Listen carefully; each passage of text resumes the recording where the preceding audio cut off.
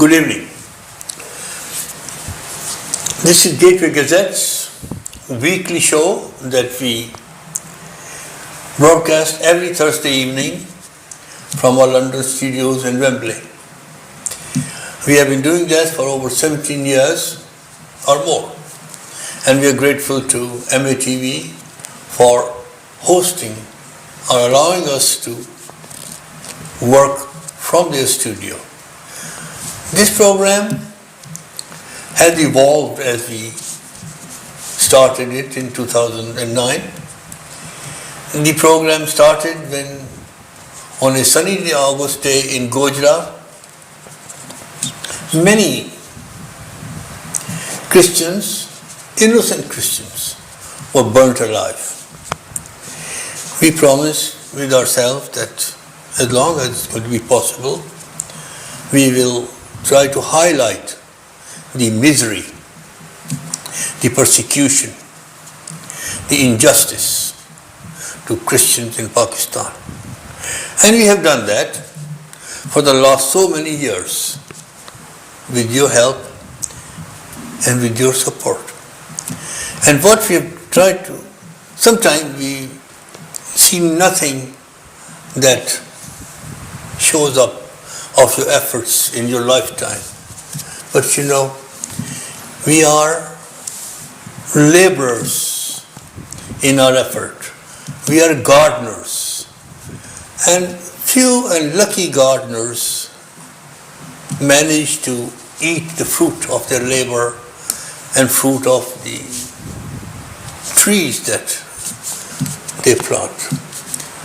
We will see whether in a lifetime we see some result, but we have seen the results. I believe that through our efforts, we managed to influence decision makers in Pakistan in terms of the decisions that have been made in favor of Christian and other minorities in terms of their age to get married. There has been some improvement in the way the law is now operates to help Christians and other minority girls to have some protection. It's not over yet, and that's just one. And then we believe that we have helped education in Pakistan. We are not here to count our virtues or our point making, but we are saying that with your help we have done this. And then we have been always saying that if we are able to have one child educated per family that is here in Europe, we will educate 36,000 children in Pakistan every year.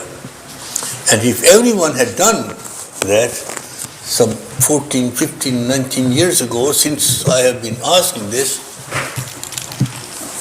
the whole scenario of Christian education and leadership in Pakistan would have changed. Still time. It doesn't take a lot of effort. Find a poor person in your family or your neighborhood. Educate him. You'll sleep better. You'll grow better. Everyone will prosper. Everyone will be happy. Everyone will be a gainer. Today's show is to do with Christians in politics. Politics in Christianity. Do we need to have politics? What is politics? Politics is a fight for authority. Politics is a struggle to be able to get to a point where you make decisions that influence others. Politics is a power struggle, and politics can also be a forum to serve. And then what does the Bible teach us about politics? Isn't it written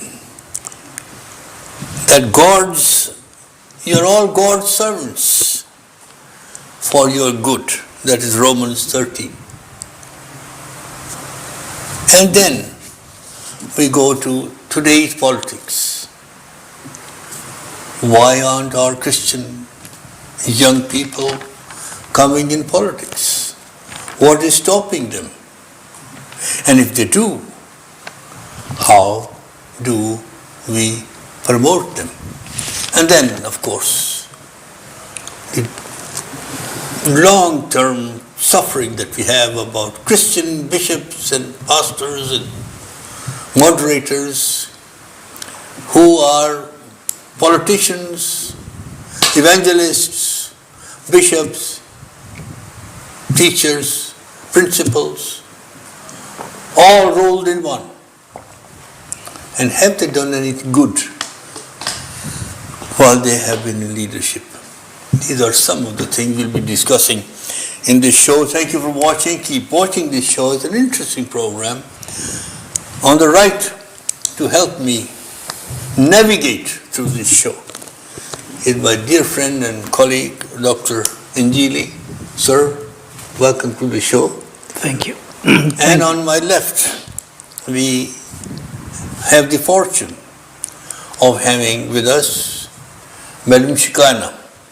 Hello.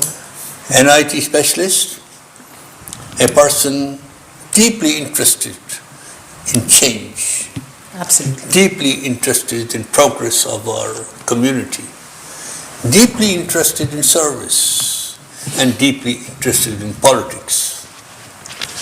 A political servant, a servant of God, and a servant of people. So I come to you, Shikana, Madam Shikana. What is politics? Politics is a service whereby you serve the community, you speak for the people's rights, you become a spokesperson for your community, for the people, and you bring their issues or whatever things that need change. And obviously we know that we have a government, each country has a government, and there's a political system in that government, and through that political system we bring a change in the country. But isn't politics a magician's game, where the magician is trying to tell people something else while he's trying to do something else? And you see that everywhere. Is politics a magic? You are right, actually, absolutely. It is a magician's game. We can turn things round, especially when I talk about change, or if we need to bring in a certain law or pass a certain bill. Things actually change around. Sometimes what we tend to do does not happen, and we actually bring in some kind of a replacement or change its form in a way, and we actually implement that. So, for example, some of the political leaders, I would say that they have this magic in their hands whereby they do actually bring that change and bring that magic in the community, in the country. Thank you. Imran Khan's name springs to mind. When he was trying to become a politician, then I had a sitting with him somewhere in Lahore some time ago.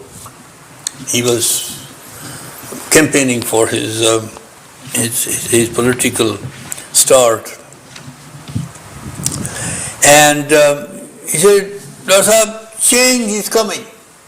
I have never seen or heard of a politician who doesn't say, I am in politics because I'm going to change things. Everyone says that change is coming. The question is directed to Dr. Njili. A politician needs the ability, after studying his constituency of his people and everybody, to foretell what change is coming, what needs to be changed, and how that change is going to take place. If that doesn't happen, Dr. Saab, that change doesn't happen, a good politician will be able to come back as a magician and say, well, you know, this is why the change has not occurred. Now the question, is it right to foretell? Are we saying as politicians, as leaders,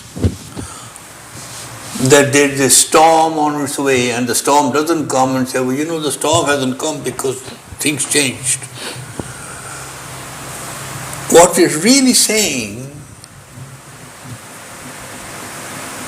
is integrity. That's what we're talking about. Change आ गई change नहीं आई तो क्या किया? Why do you predict something which you know is not going to happen? What is the role of integrity in politics, sir? Doctor साहब, thank you very much for your question. Imran Khan साहब के हवाले से जब वो अपने जोबन में थे, Yes. सियासी तौर पे, जब साले रवां इमरान खान कोई रोकने के काबिल नहीं था, तो उन्होंने एक बात कही थी, और ये बात लाइव जब टीवी पे चल रही थी मैं सुन रहा था.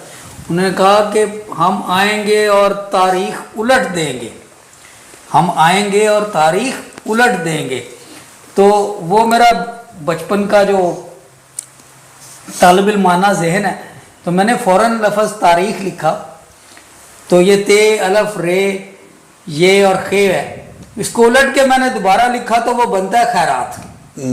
आप तारीख के हिज्जों को उलट कर दोबारा लिखें तो बनता है खैरात. खैरात, वाओ. तो तारीख जब उल्टी गई तो कौम को पता चला कि हम लोग तो खैराती हैं, हम तो खैरात पे उतरे हुए हैं, कभी सऊदी अरब से, कभी IMF से. हालांकि इमरान खान साहब ने एक बार ये भी फरमाया था कि मैं IMF नहीं जाऊंगा, मैं खुदकशी कर लूँगा, लेकिन उनके पास नहीं जाऊंगा. अब मैं आता हूँ आपके सवाल की तरफ कि जब लोग ये कहते हैं कि हम तारीख उलट देंगे या हम ये कर देंगे वो कर देंगे, और बाद में जब वो बात नहीं बन पड़ती तो फिर और बहाने आने शुरू हो जाते हैं. तो मेरे नज़दीक बात ये है कि एक अच्छे सियासतदान को सबसे पहली बात तो ये है कि उसकी लिसनिंग स्किल बहुत अच्छी होनी चाहिए. Anybody who wants to become a politician must learn to listen. They must listen what the people are saying. When I was training as a medical doctor, my professor in physical medicine, he used to often say to us, just because you are doctor, it does not give you right to speak in a consultation. Listen to your patient. He is trying to tell you his diagnosis. तुम सोच के मर जाओगे, इसका मसला क्या है? If you just listen to your patient, he is trying to tell you in his own words, he is trying to actually guide you to his diagnosis. Listen to your patient. मैं सियासतदानों से भी यही कहना चाहता हूँ, if you want to become a politician, learn to listen to your constituents, learn to listen to people. अब ये खुद तकरीरें करते रहना कि हम ये कर देंगे, हम वो कर देंगे, जो हमारे तमाम सियासतदानों का एक बहुत बड़ा मसला है. वो सुनते नहीं हैं, सुनाते रहते हैं, और फिर जब वो सुना के थक जाते हैं और वो बात होती नहीं है, तो फिर वो आप वाली बात कि उनकी जो स्पीचेस होती हैं उनमें फिर हमें इंटेग्रिटी की कमी नजर आती है, क्योंकि उन्होंने बात किसी की सुनी तो हुई नहीं होती। जोश दिलाने के लिए, लहू गरमाने के लिए उन्होंने अपनी वो शोला बयानियां की होती हैं और आखिर में वो सारी चीज फ्लॉप होती है। जब होती है तो फिर लोग सोचते हैं कि इन्होंने कहा तो था कि मैं तारीख बदल दूंगा, बदल के देख लो खैरात बनता है, मुल्क खैरात पे आ गया। तो दिस इज वेरी इंपॉर्टेंट। 3 बातें कि पहले politicians need to have a very keen observation and a listening ear. Then they need to weigh up what can be delivered and what cannot be delivered. That honesty, that is integrity. And then commit to what they can deliver. And उसमें फिर शर्मिंदगी नहीं होती इंसान को, और उसमें वो जो ट्रेजेक्टरी है प्रोग्रेस की वो बढ़ती रहती है। जी डॉक्टर साहब। मैंने से कहा ना, privilege and principle in politics.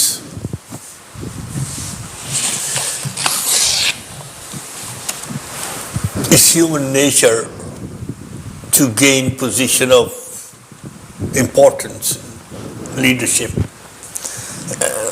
and trying to be what you are not, through progress, through hard work, through prayer, education.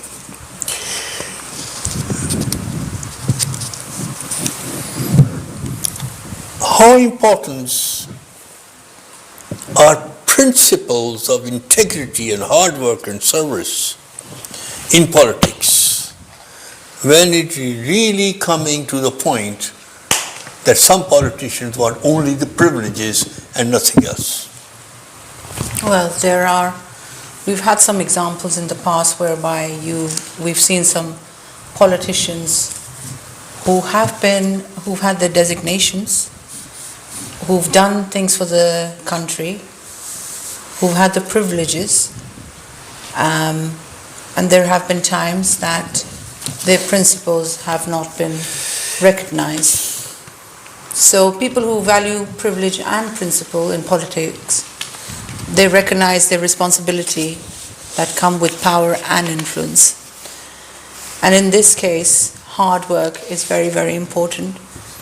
So we need to seek to use political authority not merely for personal advantages, but according to moral convictions, justice, and the common good of the community.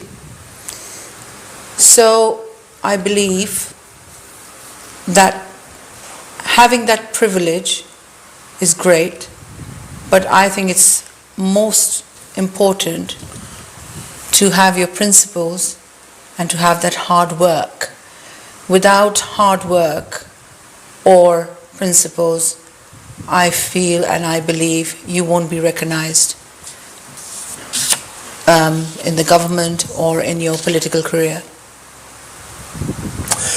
The political thinking has changed over the last centuries, and more so in the last 50 years or so, where authority in the Middle Ages rested in the hand of God, and God gave that authority to kings and sultans. People were uneducated, and those kings and sultans felt that they are God-sent rulers, and everyone accepted that we are the people and they are the princes. As education took root, people were able to read. That perception changed. People say, hey, hang on, let us question all these people who are saying that we are sent by God when they really are not. We are all sent by God, they said. That's what education told us. That is one. Secondly, religion itself. What has it done? The religious doctrine has numbed people's minds and stopped them from thinking. Some part of the world. Because I've said education and then I'm saying religion. Some religion doctrines do not allow debate, do not allow search for truth, do not allow challenging another person's views, do not allow accepting other person's point of view that may be right. So what we're saying is there has been a shift in political approach to gaining power through religion and through protest. Now the question, Dr. Anjali Sahib. How does extreme political doctrine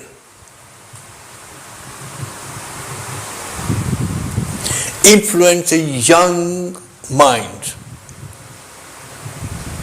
so that he stops using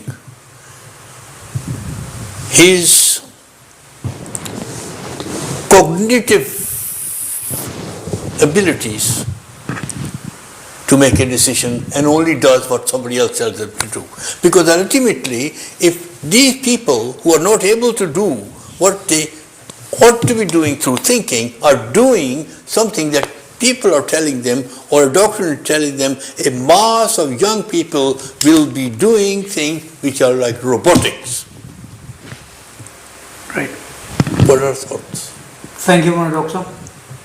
One of the most observed behaviors in young children is their ability to ask endless questions. Yes.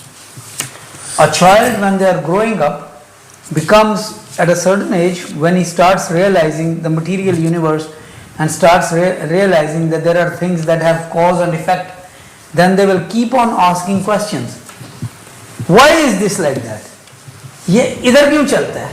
ये इधर क्यों नहीं चलता? इसे क्या कहते हैं? इसे क्यों कहते हैं?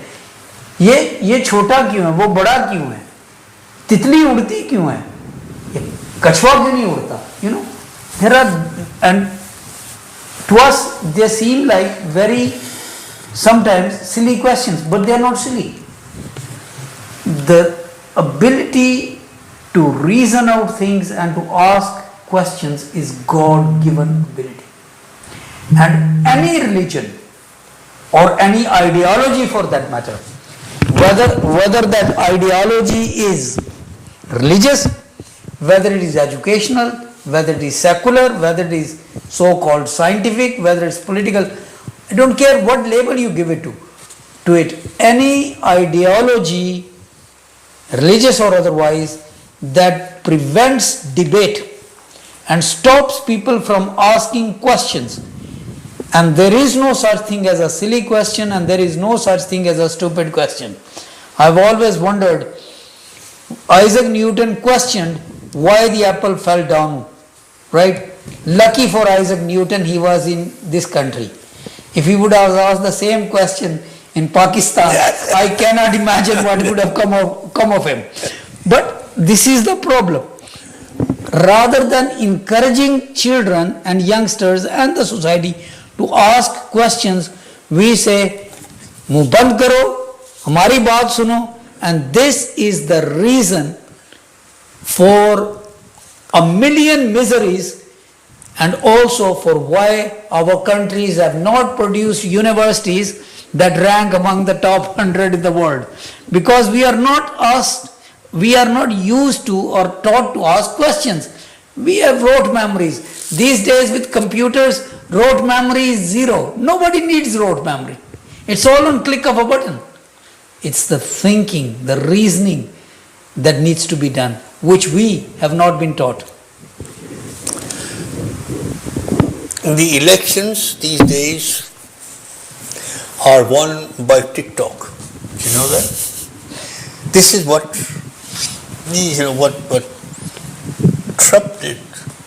He picked up people who had the largest TikTok subscribers, or those people came to him because they had the same philosophy. And then you talk about herd mentality.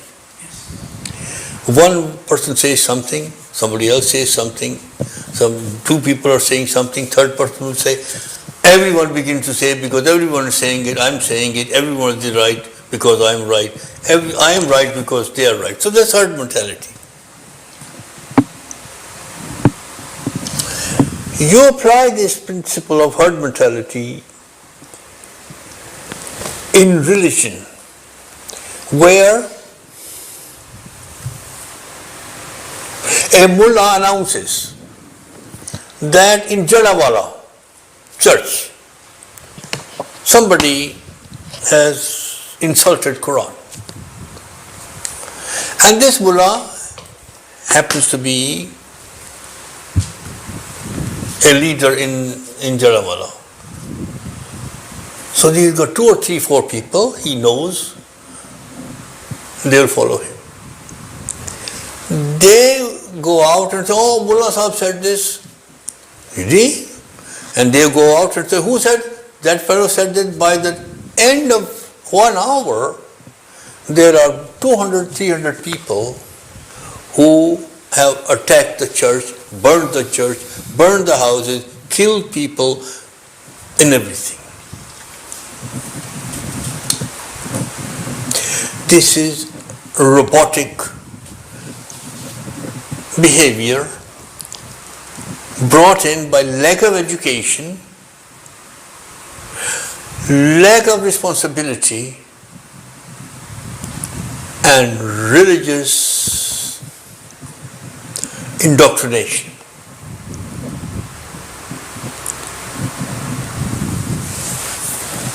I believe that each religious leader has a responsibility. If they want to be politicians as well as religious leaders, then I believe it is critical that they use that authority with responsibility, with integrity, and with the courage to accept other people's point of view, even if they are of a different religion. In any society, there are going to be people who are disadvantaged, who are less in numbers, who are poorer, who are less educated, who haven't had opportunities to connect with other people, who haven't had space to grow, who have not had education, who don't have employment. A politician's role is to focus on them. And now a question to Shekinah. When you're making these decisions, these are moral issues, and these are political issues, and these are financial issues. Do you make that decision with your heart or your mind as a politician? I really was really glad to hear about the herd mentality, which happens here in the UK as well, whereby we've had the recent elections in Manchester, especially, whereby we saw one of the parties won due to this mentality. And the herd mentality is happening here in the UK, whereby, everyone in the community, suppose this sort of candidate I must support this candidate because, the leader is supporting it. And also, defending a politician simply because they belong to our side. And also like attacking anyone who questions about the group's preferred leader. So very good, very good. And the viewers need to be educated in this as well, whereby deciding things through your heart or your mind. Have to look at the scenario, you have to look at the plan, you have to see what is the best. Heart and mind, I know heart wants something, the mind wants something else, but we need to be intelligent enough to use the mind to make sure the decisions we make, they are better for the community or for the government or for the people or for an individual rather than through emotions. But then there are times we see scenarios whereby there are people who are hurt, who are emotionally driven. How can we actually help them and understand their emotions to make sure that they are heard and they are understood? So in that scenario, you need your heart, because emotions, they attach with emotions. What you feel in your heart, Dr. Saab, may be right. What you feel in your mind may also be right. But if you do any of those, you will be criticized anyway. No politician does everything right, and everyone is criticized. So in political decision making, is it right to be a coward and not make any decisions at all because some politicians sit on the fence and do nothing, and when the wind blows in their favor, मैंने भी ये करना था, मैंने भी ये करना था, वो ठीक ही था जी, तो मैं करने वाला था जी, वही करने वाला था. Or you make a courageous decision and take the consequences. What are your thoughts? Dr. Saab, thank you very much for directing this question to me. Before I say a little bit about this, I want to just drag your conversation a little bit back when you were telling our audience about what happens in Pakistan, how the news spreads. Yeah. In my physics classes, I learned that the fastest thing in the world, in the universe, is the speed of light. Yes. 186,000 miles per second. Okay, that is how fast light travels. 186,000 miles in a second. In Pakistan, the darkness of hate travels even faster. This hatred for communities travels even faster because it takes less than few minutes to gather a mob of thousands of people ready with sticks and stone to break anybody's bones without knowing what has happened, without realizing that nothing has happened. They have all been hoodwinked. They have all been called out on a lie. And then the whole story starts. Bill Gates wrote a book called Business at Speed of Light. Yes. And I think in Pakistan, it is hatred at speed of light. So I just wanted to sort of share my thoughts on that one. Now coming to your present question, this whole idea of what my thoughts are on people who should take decisions, difficult decisions or not. I don't think that anybody can be 100% guaranteed that what he is deciding is going to turn out to be right or wrong. But I think that's not the question. The question is the decision maker making the decision based on best available data, best available information, and with the best intentions of his heart. As long as he has committed himself to God and he is making the best decision based on the principles of honesty and integrity, whether it turns out to be right or wrong, I think it's beyond him.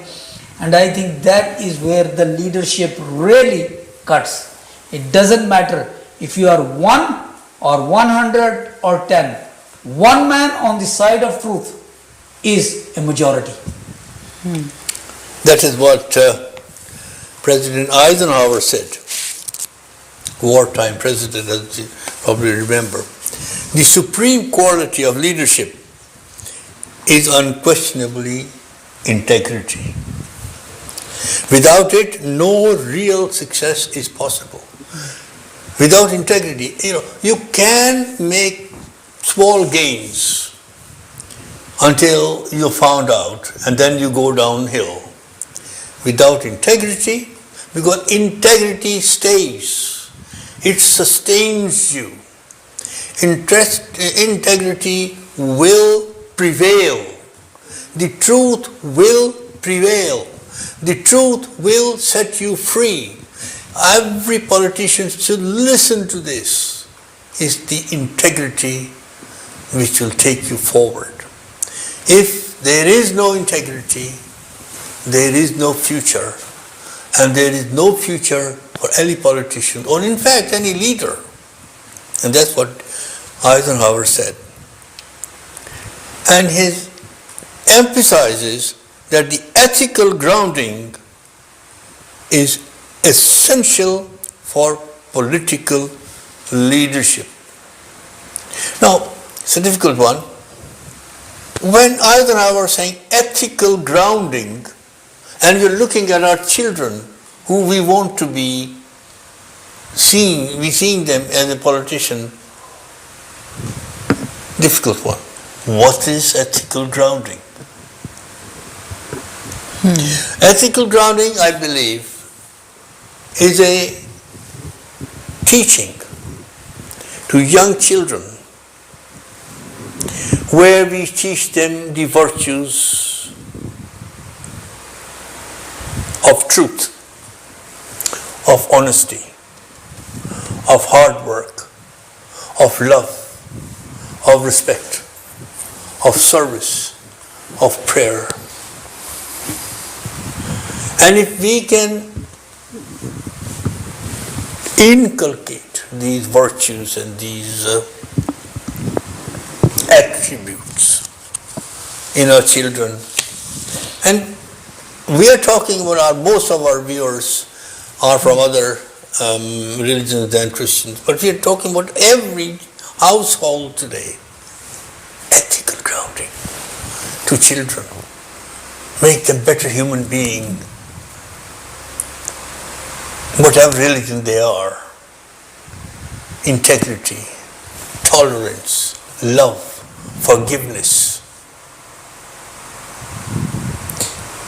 And that goes with politicians as well, who haven't been ethically grounded and happen to be in senior positions or whatever. But at the end of the day, and we are all human beings, we all have made mistakes, and we continue to make a mistake. But at the end of the day, if you are swimming, swim with style. And if you're stopping, stop at the rock. Doctor. Thank you very much, Doctor, for your thoughts. And I think because we are talking about Christianity and politics today, we need to realize that we as Christians, we claim or we declare that our standards are the standards that the Bible teaches us. And I think that is where really the difference should be noted by our communities and by other communities between our political leaders and others. I'm not saying that we are perfect or any one of us has given a perfect example, but the standard is there. And the standard is so high that Jesus, when he was talking to the crowd, he said, let your speech be yes for yes and no for no. The problem with today's politics is there is no yes and there is no no. You ask question, there is no answer.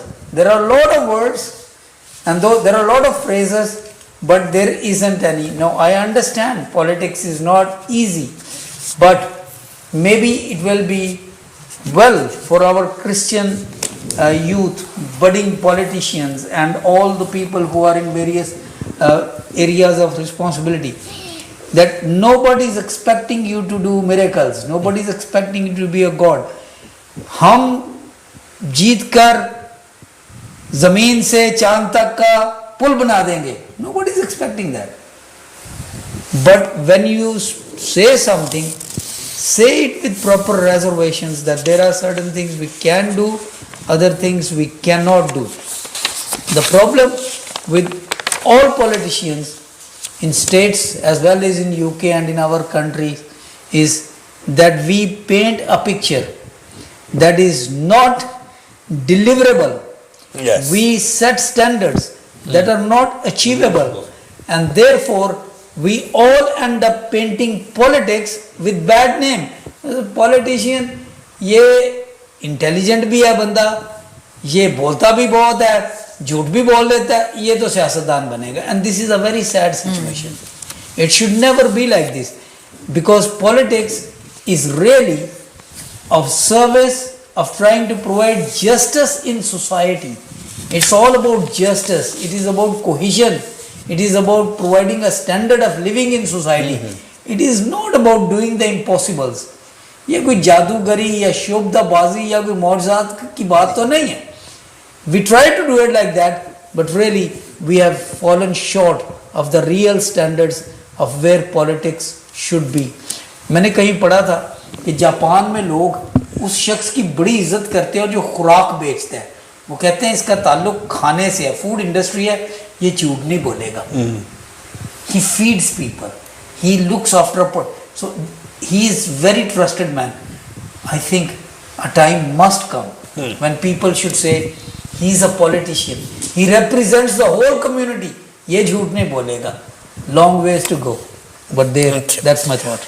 Can I add something to the quoted extensively, and for the sake of again integrity, we are students of politics, we are students we are students of Bible, and I personally say I'm not an original thinker, my colleagues are, and I draw enormous strength by reading, and I read quite a lot old people's works, and today I have quoted extensively from my most respected gurus in history, Theodore Roosevelt and Eleanor Roosevelt and Thomas Jefferson and Dwight Eisenhower and Winston Churchill,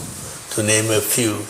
And we are grateful to them for leaving, for us to quote their words to inspire ourselves and to inspire others.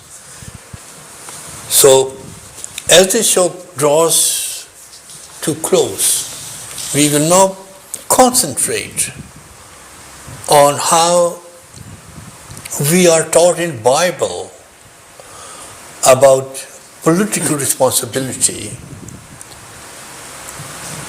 and what does the Bible say about obedience, about civil responsibility, about being God's servant, and about prayer, and about justice, and about mercy, and about ethical engagement, participation in political life, and so on.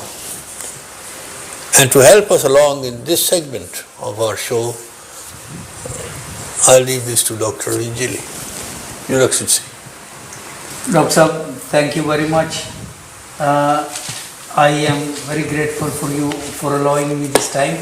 I think Madam Shikana was trying to make a remark somewhere, and if you can please. I'm sorry, I didn't see it. No, that's My apologies. no, not at all. When I'm in the swing, I got No, not That's at all. all right. I just saw her hand go up like this, and then so My please go on. No, I was just talking about the ethical grounding for the children, which needs to be started off quite early in the age, and obviously from an early age they can be taught, and the key things that need to be taught is honesty, telling the truth even when lying would be easier. Responsibility, accepting the consequences of their choices. Empathy, considering how decisions affect other people. Justice, treating people fairly, including those they dislike, which happens a lot in politics. Respect, so disagreeing without humiliating or dehumanizing others. Accountability, one of the biggest things, is being willing to admit mistakes and make things right. And self-control, understanding that having power or opportunity does not mean taking whatever you want. And last of all, it would be moral courage, standing up for what is right even when friends or the majority disagree. So this is what I wanted to. Thank you. Thank you very Sir. much. Thank you, madam. जी doctor साहब, आपने जो मुझे task दिया, मैं Bible मुकद्दस से उसके बारे में पढ़ रहा हूँ। तलावत करने से पहले मैं आपकी बात को दोहराना चाहता हूँ कि हमारी एक बदकिस्मती ये भी है कि हमारे बाज़ लीडर, सबकी बात नहीं हो रही, लेकिन बाज़ लीडर जिनका ताल्लुक़ चर्चेस से है या हमारी क्लर्जी से है, मिनिस्ट्री से है, वो अपने आप को चर्च लीडर्स तो खैर वो हैं ही, लेकिन जब कहीं कोई सियासत की बात आती है तो वो सियासत में भी खुद ही लीडर होते हैं। जहाँ कहीं सोसाइटी को रिप्रेजेंट करने की बात आती है वहाँ पे भी खुद ही होते हैं। एजुकेशन बोर्ड में कोई चीज़ डिस्कस करनी हो तो वो अपने आप को एक ऐसी पोजीशन में समझते हैं जहाँ पे वो सब कुछ कर सकते हैं, और इसका नुकसान कम्युनिटी को ये हो रहा है कि we are not preparing proper teachers, educators, we are not preparing proper politicians, social scientists, civic leaders, sociologists. तो क्योंकि वो सारे काम खुद ही कर रहे होते हैं तो इसलिए उनकी तस्वीरें फेसबुक के हर पेज पे आ रही होती हैं, लेकिन नुकसान हमें ये है कि जो उनके आसपास के नौजवान लोग हैं, लड़के लड़कियां, नौजवान बाकी जो उनके, तो उनको कोई ट्रेनिंग नहीं मिल रही होती, उनको कोई मौका नहीं मिल रहा होता, and this is something that is very, I think very sad, and it's really very very unchristian as well. खुदावंद यीशु मसीह जब इस दुनिया पर थे तो उन्होंने अपने शागिर्दों को बहुत कुछ सिखाया, और फिर उन्हें ये भी हुक्म दिया कि जो बातें मैंने तुम्हें सिखाई हैं जाकर दुनिया में इनकी तबलीग करो और जाकर दुनिया में इनको फैलाओ। जब खुदावंद यीशु मसीह अपने काम में, अपनी खिदमत के काम में अरूज पर थे तो उनको फंसाने के लिए लोगों ने उन पे ये इल्ज़ाम लगाने की कोशिश की कि या तो ये यहूदियों की हैकल का मुखालिफ है और या फिर ये कैसर की हुकूमत का मुखालिफ है। बड़ी मशहूर बात है, बड़ा मशहूर वाक़या है। मत्ती रसूल की इंजील 21 बाब और उसकी 15वीं से 24वीं आयत तक लिखा है कि खुदावंद यीशु मसीह को फंसाने के लिए वो उसके पास आए, खुदावंद यीशु मसीह के जो दुश्मन थे, सियासी दुश्मन और मजहबी दुश्मन, اور انہوں نے آگے اس سے پوچھا کہ آئے مالک کیا جزیے کا سکہ دینا روا ہے یا نہیں.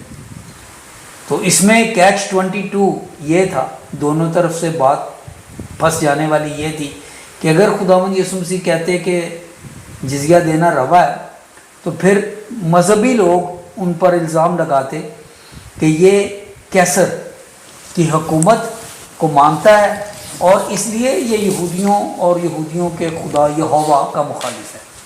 اور اگر وہ کہتا کہ جزیہ دینا روا نہیں ہے تو پھر اس پہ الزام یہ لگتا کہ یہ کیسر کے خلاف ہے اور پھر سپاہیوں کو بلا کر اسے کیسر کے حوالے کر دیا جاتا.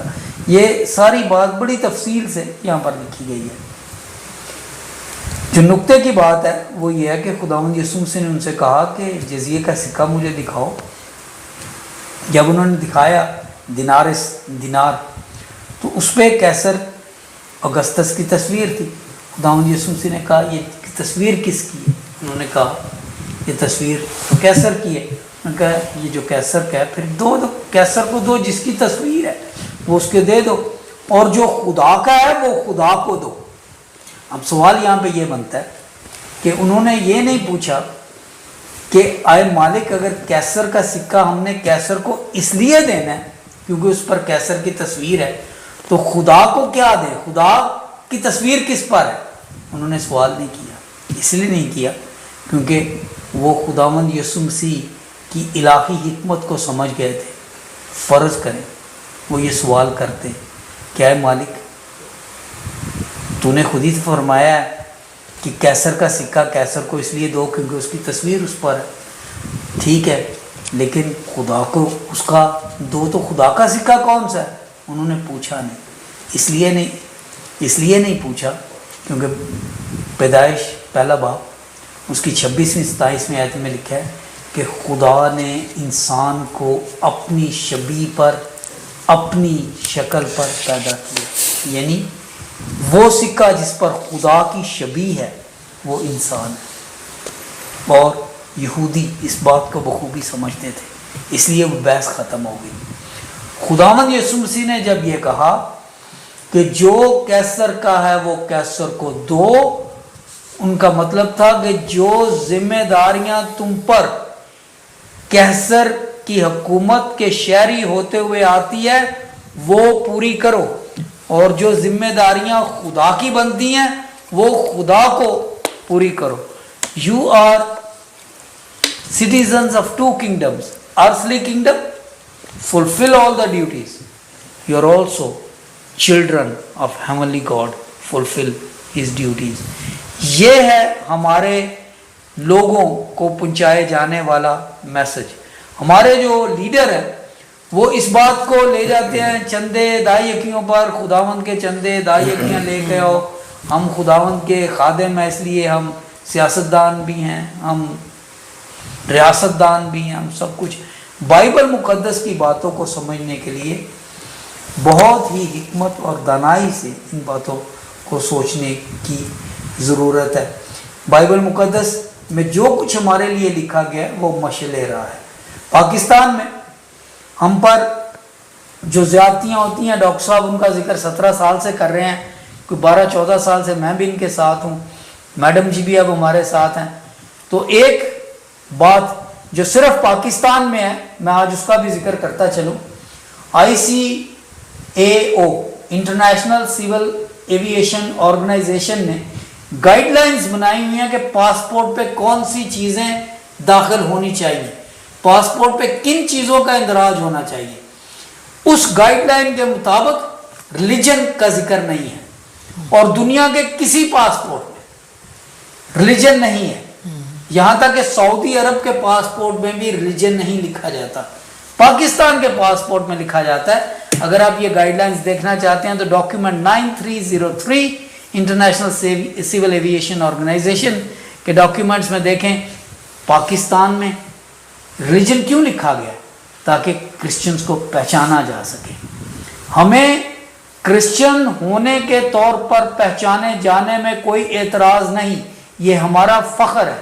لیکن جس مقصد کے تحت یہ نام یہ کھانا بنایا گیا ہے اس میں جو سوچ ہے ہمیں اس پہ اعتراض ہے, کیونکہ there is a reason behind that. That is why I believe, doctor صاحب, میڈم جی, that is why I believe we Christians need to be very active in politics. We need to understand the thinking behind these things. کوئی بات نہیں کہ اگر آپ کا Christian لکھا ہے تو باقیوں کا مسلمان بھی لکھا ہے, لیکن اس کے پیچھے جو سوچ کار فرما ہے ہم اس کو بھی جانتے ہیں. We need to change that. We need to change so many things in Pakistan and also in the world. لیکن ہماری جو جنگ ہے بنیادی طور پر سر وہ پاکستان کے مسیحیوں کے لیے اور یہاں کے لیے. And thank you very much for giving me this opportunity. Doctor صاحب please dismiss us with prayer. خداوند باپ, ہم تیرا شکر کرتے ہیں, تعریف کرتے ہیں کہ تو نے ہمیں یہ فورم مہیا کیا جس پہ بیٹھ کے ہم اپنے تمام دیکھنے والوں سے مل سکیں, ان کے ساتھ بات کر سکیں. آج کی ساری ڈسکشن کے لیے شروع کرتے ہیں, اس وقت منت کرتے ہیں کہ تو ہمارے ساتھ ہو, ہمارے خاندانوں کے ساتھ ہو, ہمارے بچوں کے ساتھ ہو, ہمارے بزرگوں کے ساتھ ہو, ہمارے لیڈر کے ساتھ ہو. دعا کرتے ہیں اپنے ہائی کمشنر صاحب کے لیے, پاکستانی ہائی کمشنر صاحب کے لیے. دعا کرتے ہیں پاکستانی پرائم منسٹر کے لیے.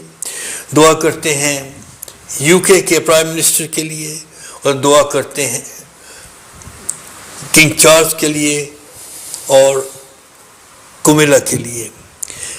دعا کرتے ہیں کہ تو ہمیں ایمانداری, محبت, تابعداری, رواداری کی نعمتوں سے نواز.